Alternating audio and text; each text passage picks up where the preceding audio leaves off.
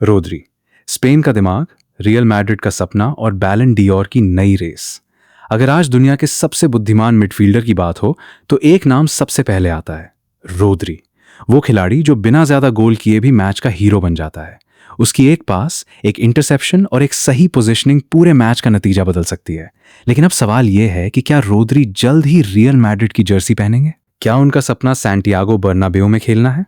और क्या शानदार वर्ल्ड कप के बाद वो फिर से बैलन डॉर जीतने के सबसे बड़े दावेदार बन चुके हैं? आइए जानते हैं। संख्या 1, रोद्री का प्लेइंग स्टाइल, फुटबॉल का असली कंट्रोलर। रोद्री कोई ऐसा खिलाड़ी नहीं जो हर मैच में हैट्रिक लगाए। उनकी सबसे बड़ी ताकत है मैच को कंट्रोल करना। वो डिफेंस के सामने एक दीवार की तरह खड़े रहते हैं, विपक्ष के अटैक को रोकते हैं और फिर शांत दिमाग से टीम के लिए हमला शुरू करते हैं।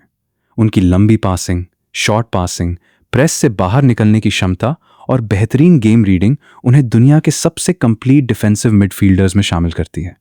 कई फुटबॉल एक्सपर्ट्स कहते हैं कि रोद्री मैदान पर एक खिलाड़ी नहीं बल्कि पूरे कोच की तरह सोचते हैं। संख्या 2, शानदार वर्ल्ड कप, स्पेन की जीत का सबसे बड़ा हीरो। 2026 फीफा वर्ल्ड कप में स्पेन ने शानदार फुटबॉल खेलते हुए ट्रॉफी अपने नाम की। लामिन यामाल और निको विलियम्स ने अटैक में धमाल मचाया, लेकिन टीम का असली इंजन थे रोद्री। उन्होंने पूरे टूर्नामेंट में मिडफील्ड को पूरी तरह कंट्रोल किया। हर बड़े मैच में उनकी टैकलिंग, इंटरसेप्शन और पासिंग ने स्पेन को मुश्किल परिस्थितियों से बाहर निकाला। फाइनल में भी उन्होंने अपनी लीडरशिप और शांत खेल से स्पेन को चैंपियन बनाने में अहम भूमिका निभाई। यही वजह है कि आज कई लोग उन्हें टूर्नामेंट के सबसे प्रभावशाली खिलाड़ियों में गिन रहे हैं। संख्या 3, रियल मैड्रिड से लिंक। क्या सपना होगा पूरा? काफी समय से खबरें आती रही हैं कि रियल मैड्रिड भविष्य के लिए एक अनुभवी डिफेंसिव मिडफील्डर की तलाश में है। रोद्री का नाम भी कई बार इस चर्चा से जुड़ा है। हालांकि अभी तक किसी ट्रांसफर की आधिकारिक पुष्टि नहीं हुई है, लेकिन फुटबॉल मीडिया में ये चर्चा लगातार बनी रहती है कि अगर कभी मौका मिला तो रियल मैड्रिड रोद्री जैसे खिलाड़ी को जरूर पसंद करेगा। उनकी उम्र, अनुभव और बड़े मैचों का रिकॉर्ड उन्हें एक शानदार विकल्प बनाता है। संख्या 4, क्या रोद्री का सपना है रियल मैड्रिड? रोद्री का बचपन मैड्रिड में बीता और उन्होंने कई इंटरव्यू में यह स्वीकार किया है कि बचपन में वो स्पेनिश फुटबॉल के बड़े क्लबों को फॉलो करते थे।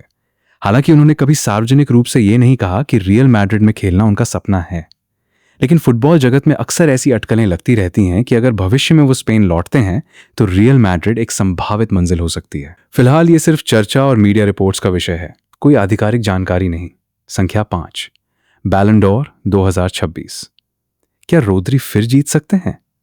अगर कोई डिफेंसिव मिडफील्डर लगातार बड़े टूर्नामेंट जीतता है, टीम का सबसे अहम खिलाड़ी बनता है और पूरे सीजन में शानदार प्रदर्शन करता है, तो बैलन डॉर की रेस में उसका नाम आना तय है। रोद्री के लिए भी यही स्थिति है। अगर क्लब और देश दोनों के साथ उनका प्रदर्शन इसी स्तर पर बना रहता है तो वो बैलन डॉर के सबसे मजबूत दावेदारों में शामिल हो सकते हैं। हालांकि ये मुकाबला आसान नहीं होगा, क्योंकि यामाल, एम्बाप्पे, बेलिंगहम और दूसरे स्टार खिलाड़ी भी इस दौड़ में होंगे।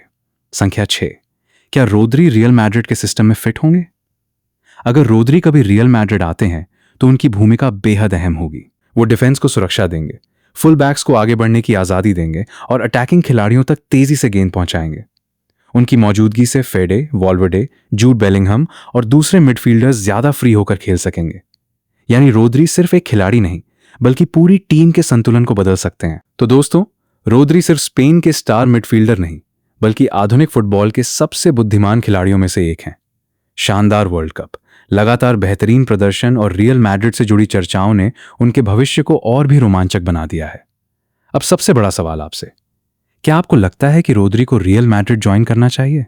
और क्या वो 2026 बैलन डॉर जीत सकते हैं? कमेंट में अपनी राय जरूर बताइए। अगर वीडियो पसंद आए तो लाइक, शेयर और सब्सक्राइब करना बिल्कुल मत भूलिए।